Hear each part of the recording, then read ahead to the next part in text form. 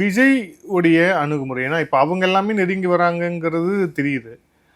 ஆனா விஜய்யுடைய தரப்புல இருந்து அந்த மாரியான விஷயங்கள் இருக்கா? ஏன்னா தொண்டர்கள் போய் வந்து இப்போ அரூர்ல நடந்த இடத்துல, தருமபுரிலாம் வந்து விஜயோட தொண்டர்கள் போய் கலந்துருக்காங்க அந்த பொதுக்கூட்டத்துல. எடப்பாடி உள்ள பொதுக்கூட்டத்துல.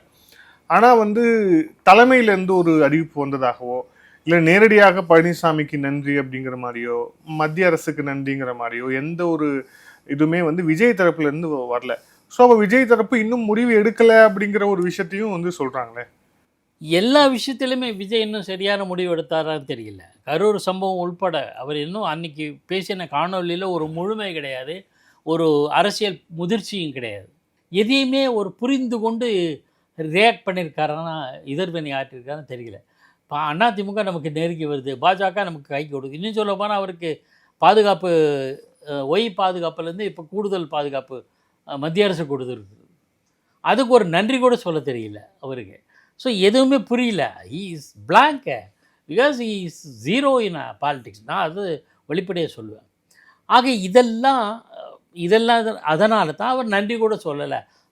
அவர் கட்சிக்காரங்க ஏதோ இன்டர்பிரட்டேஷன் கொடுக்குறாங்க. அதை தவிர நீங்கள் வந்து அவர் இப்போ என்ன எதிர்பார்க்குறாரு தெரியல.